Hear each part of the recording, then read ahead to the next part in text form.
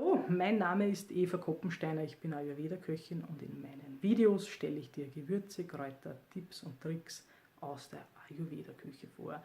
Jetzt im Sommer brennt unser Agni, unser Verdauungsfeuer auf Sparflamme und wir sollten es natürlich ein bisschen anheizen. Normalerweise sagt man in Ayurveda immer mit scharfen Nahrungsmitteln und Gewürzen, aber im Sommer nicht, weil im Sommer ist in der Natur die Bioenergie bitter vorherrschend und mit scharfen Nahrungsmitteln und Gewürzen wird bitter nur mal gesteigert und das will man ja natürlich vermeiden. Das primäre Ziel der Ernährung im Ayurveda im Sommer ist, den Körper zu kühlen und das Verdauungsfeuer aber anzukurbeln, leicht anzuheizen.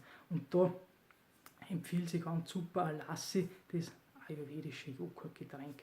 Alassi ist leicht verdaulich, regt den Appetit an, aktiviert den Stoffwechsel, nährt die Körpergewebe und ist ganz einfach zuzubereiten.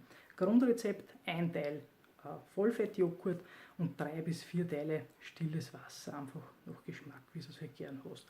Gern kannst du auch Gewürze dazugeben, einfach nach Belieben, was du gern hast, was dir gut schmeckt.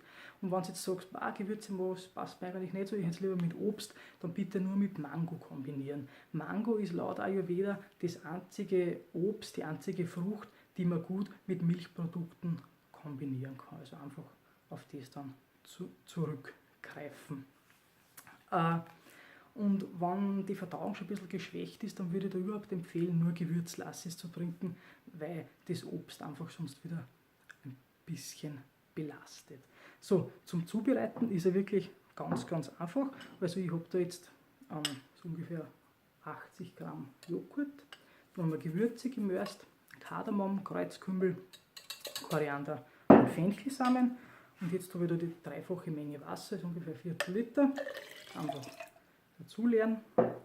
Jetzt merke ich gerade, dass ich einen ganz intelligenten Schneebesen habe. Einfach gut verrühren, bis keine Klumpen mehr sind.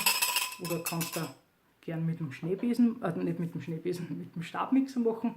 Und dann ist der Lassi schon fertig. Ayurveda empfiehlt, nach der Mittagsmahlzeit zu trinken. Dann passt das wunderbar. Also so wird ein Lassi zubereitet. Was erwartet ihr beim nächsten Mal? Beim nächsten Mal dreht sich alles um Koriander, eines meiner Lieblingsgewürze. Ich freue mich wie immer, wenn du mir unter dem Video einen Kommentar hinterlässt, mir weiterhin auf Facebook folgst oder meinen YouTube-Kanal abonnierst. Den Link findest unten im Text. Wenn du Fragen hast, Anregungen hast, dann bitte schreib mir einfach eine E-Mail und ich antworte dann so schnell wie möglich. Und unter www.ayurveda-kochen.at findest du ganz viele Infos über Ayurveda, meine Angebote und mich. Ich freue mich sehr, wenn du beim nächsten Mal wieder dabei bist und wir sehen uns.